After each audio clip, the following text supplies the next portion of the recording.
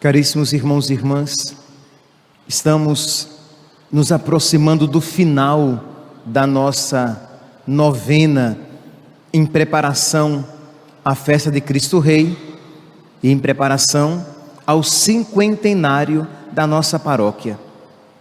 E meus irmãos, as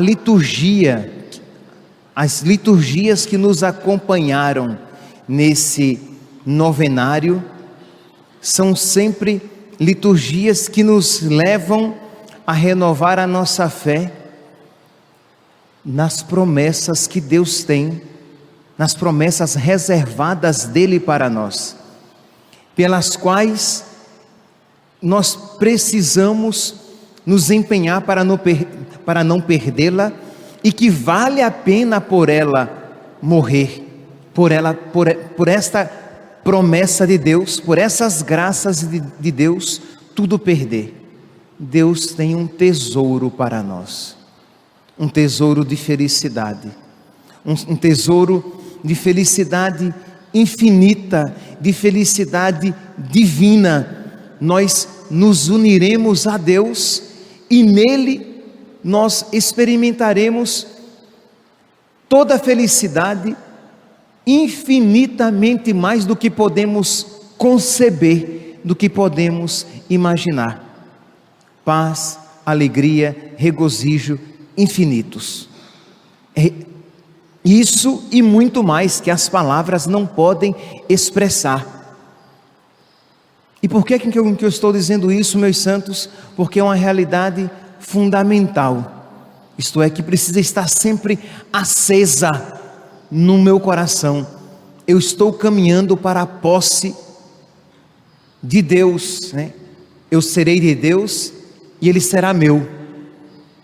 Eu sou do meu amado e o meu amado é meu. De modo que, por causa disso, os cristãos, mesmo em meio às labutas da sua vida, eles devem sempre estar com o coração cheio de alegria. Não porque a nossa vida aqui neste mundo esteja sempre rodeada de alegria. Não, nós passamos por dificuldades financeiras, dificuldades familiares, dificuldades de saúde, dificuldade com os amigos. Nós passamos por dificuldades, mas nós sabemos que quando tudo isso passar, existe um reino de felicidade perfeita, de felicidade eterna, esperando por nós. Imagine, meus santos, com a graça de Deus, se formos generosos para com Deus, se perseverarmos no caminho do Senhor, quando todos nós, na casa do Pai, estivermos reunidos, na felicidade perfeita, na felicidade que não enjoa, na felicidade que não tem fim. Misericórdia, nós não podemos sequer imaginar. Então isso está vivo, e se isso não estiver vivo no seu coração, você precisa a cada dia dizer: meu Deus, abri os meus olhos, e então contemplarei as maravilhas que me esperam, que estão reservadas para mim, porque senão nós iremos nos entristecer com as dificuldades, nós iremos nos entristecer com as limitações e as imperfeições desta vida, porque esta vida aqui não nos satisfaz plenamente. Por quê? Porque o nosso coração é grande demais, o nosso coração foi feito para acolher Deus, de modo que não existe nada neste mundo que pode nos satisfazer verdadeiramente, de modo que mesmo que não haja grandes tragédias, o nosso coração é sempre insatisfeito, porque ele foi feito para ser de Deus. Eu sou do meu amado, o meu amado é meu. Por que eu estou introduzindo a liturgia de hoje com essas palavras, meus santos? Porque nós só iremos compreender um mártir, uma pessoa que morreu por Deus, tendo essa lógica, isto é, ele não perdeu, ele de verdade ganhou. Quando nós refletimos durante a semana a respeito da vida dos Macabeus, e eu dizia que era a coisa mais linda do mundo, uma das leituras mais lindas da Sagrada Escritura, aquela da mãe com os 7 filhos que morriam, que foram trucidados, mas que permaneceram fiéis no amor a Deus, é belíssimo, não pela morte em si, mas porque eles estavam alcançando a verdadeira vida. Eles estavam entrando na posse da felicidade sem fim. Deus estava tomando posse totalmente deles. Deus estava sendo tudo naqueles servos que por Ele morriam. E esta é a felicidade perfeita, que toda felicidade neste mundo, por mais perfeita que seja, é apenas mera figura. Toda felicidade, a felicidade da sabedoria neste mundo, uma pessoa sábia, a felicidade da juventude sem cansaço e sem doença, a felicidade da abundância, a felicidade do descanso, a felicidade da amizade, a felicidade do amor, a felicidade, não sei nem mais que outra felicidade eu possa encontrar para aqui exemplificar, mas todas essas felicidades são meras figuras, tênues figuras, ralas, liquefeitas, minguadas figuras da felicidade perfeita e sem fim que Deus tem reservado para nós. Pois bem, então esta virgem Cecília queria se entregar totalmente a Deus para esta felicidade não perder. Ela percebia no coração dela que Deus a chamava a uma virgindade, a consagrar a sua virgindade. Cada um aqui deve buscar essa felicidade em Deus, essa fidelidade em Deus, esse crescimento no amor a Deus, essa generosidade em dar a Deus tudo o que Ele nos pede, cada um no seu estado de vida. Aquele que está no matrimônio, aquele que está na vida religiosa, o que está na vida sacerdotal, e aquele que se sente a vida leiga consagrada, na vida leiga consagrada. Pois bem, Cecília sentia um chamado a consagrar a sua virgindade totalmente a Deus, e sem estar em ordem religiosa nenhuma. Ela queria se consagrar totalmente a Deus, ser toda de Deus neste mundo. Ela era cristã, é claro, né? De família de posses, família romana de posses. Só que nós estamos aqui no final do século III. Então, muita perseguição ainda ao cristianismo, e os pais dela resolveram dá-la em casamento a Valeriano, um pagão. E como era costume na época, ela aceitou, ela obedeceu os seus pais, eles se casaram, e na noite de núpcias ela disse ao seu marido que ela tinha consagrado a sua virgindade a Deus, que ela já era dele, que ela não poderia se entregar a homem algum, e que ela possuía um anjo, o seu anjo da guarda, que guardava a sua virgindade, e que ele não se aproximasse, para que ele, o seu anjo da guarda, não lhe fizesse mal. E interessante, meus santos, aquele homem pagão foi tocado por aquela palavra e acreditou nas palavras. Vocês podem, é claro, meus santos, que aqui, sem sombra de dúvidas, nós estamos falando de uma intervenção da graça, né? Deus tocou porque Deus tinha um plano também para aquele pagão. Deus tocou no coração daquele homem de Valeriano para aquecer, para aceitar aquilo que Cecília tinha dito. E ele acreditou e se deixou batizar. Só que pediu a Deus a graça de também alcançar o seu irmão para Deus, Tibúrcio. E Deus lhe concedeu esta graça. Tibúrcio, Valeriano e Cecília, cristãos. Imagine aqui, meus santos, estamos falando no mundo, num período histórico que ser cristão, socialmente falando, era a pior coisa do mundo. Você não poderia ser descoberto, você poderia ser entregue à morte, como nos maiores casos. No mínimo, você perderia todos os seus bens. Mas o que são os bens em comparação ao bem eterno, que é Deus e a felicidade reservada a nós?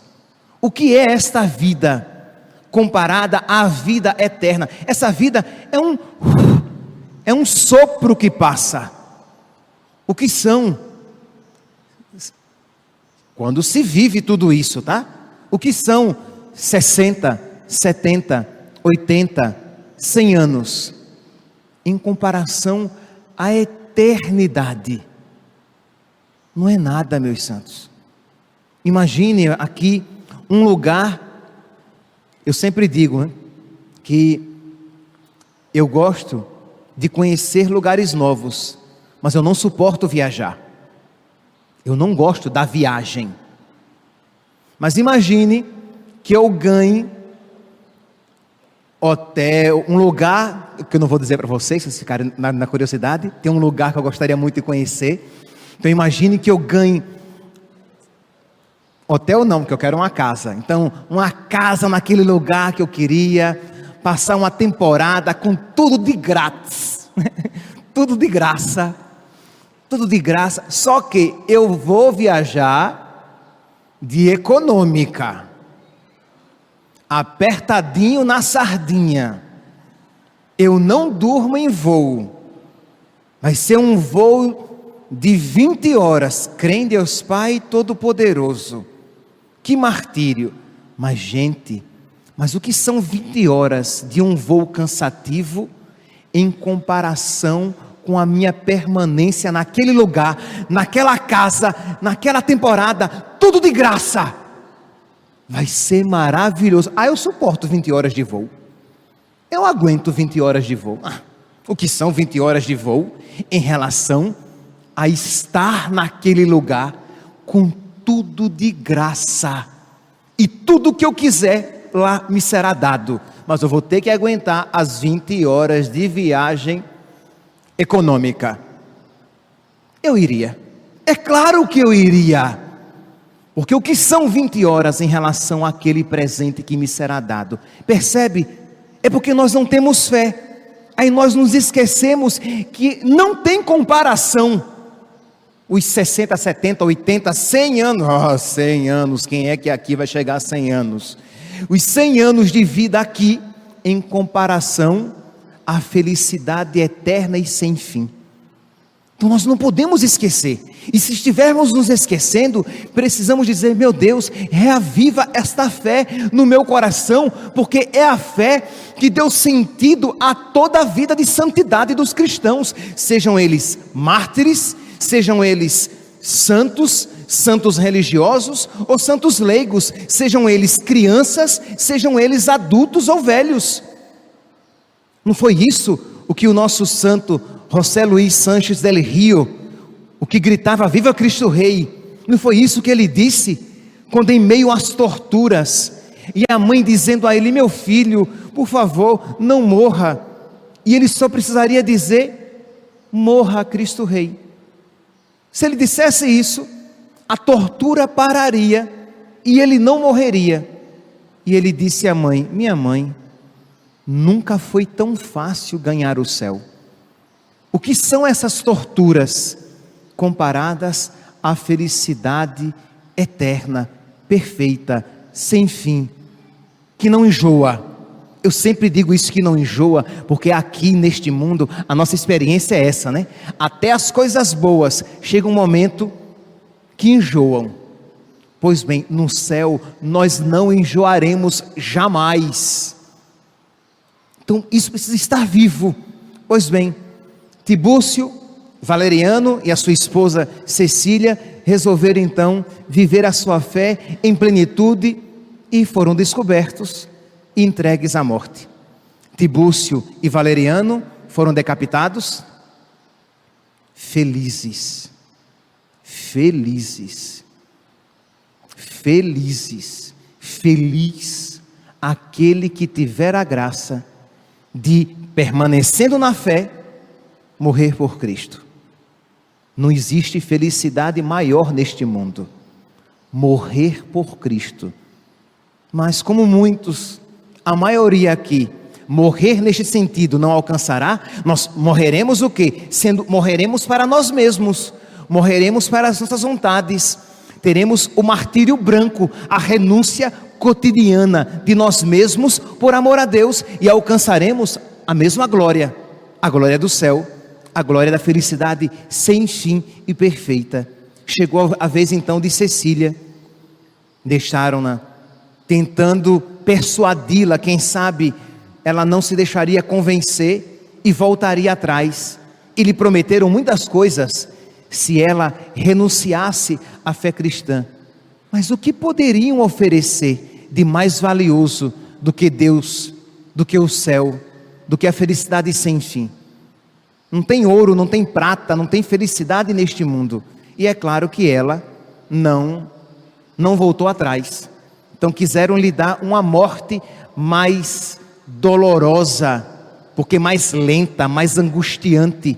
Lhe prenderam num quarto, como se fosse uma sauna quentíssima, e enchiam de vapor tóxico, para que ela morresse sufocada, mas tivesse uma morte mais lenta. E diz a tradição que ela cantava, enquanto era sufocada por aqueles gases venenosos e quentes, ela cantava louvores a Deus. Meus irmãos, nós somos chamados a, neste mundo, neste vale de lágrimas, cantar louvores a Deus. Em meio às dificuldades, bendizei o Senhor para sempre.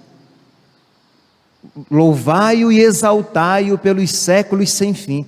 Eu te louvo, Senhor, com lágrimas nos olhos. Eu te louvo, Senhor, em meio às dificuldades financeiras. Eu te louvo, Senhor, com a dificuldade no casamento. Eu te louvo, Senhor, com essa doença. Eu te louvo. Eu não te louvo no sentimento, Senhor, porque os meus sentimentos se revoltam. Eu te louvo na fé. Eu te louvo, Senhor, no profundo da minha alma, de louvar a Deus. Eu te louvo, Senhor, em meio a essas dificuldades que me atormentam, mas eu te ofereço o meu louvor em meio aos sufocamentos, né, como no caso aqui de Cecília, ou aos 3 jovens na fornalha que cantavam louvores a Deus. Pois bem, ela não morreu, meus santos. E como viram que ela não tinha morrido, resolveram então também cortar-lhe o pescoço. Levaram-na para fora e deram-lhe 3 golpes no pescoço. E diz a tradição que ela não morreu. E segundo a lei, ela não poderia receber mais do que 3 golpes. E tiveram que deixá-la sangrando. E milagrosamente, ela ainda durou 3 dias sofrendo, mas testemunhando a fé, o sentido de ser fiel a Deus, de derramar o próprio sangue por nosso Senhor, e por 3 dias sangrando, cantando os louvores a Deus. O que isso, meus santos, nos ensina nesta sexta-feira, às portas do final da nossa novena, que nós somos chamados também a cantar o nosso louvor. Não necessariamente com a sua voz, que talvez você nem saiba bem cantar, mas cantar um louvor a Deus com a sua vida, cantar um louvor a Deus com a sua fé, cantar um louvor a Deus com a sua paciência, de sofrer com paciência, de suportar com paciência as dificuldades da vida, por amor a Deus. cantar o seu louvor a Deus por suportar aquela dificuldade. Eu não sei qual é a dificuldade da sua vida, da sua casa, da sua família, mas de você não se azedar, de você não perder a fé, de você recobrar o seu ânimo e dizer: a minha vida será um canto de louvor a Deus, com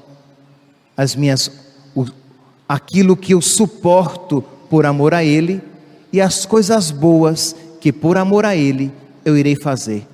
E não tenhamos dúvidas, meus santos, que este louvor será acolhido por Deus com alegria e misericórdia. Que juntamente com Santa Cecília e com todos os santos e mártires que cantaram seus louvores, que nós também cantemos o nosso louvor com a nossa vida. Louvado seja nosso Senhor Jesus Cristo.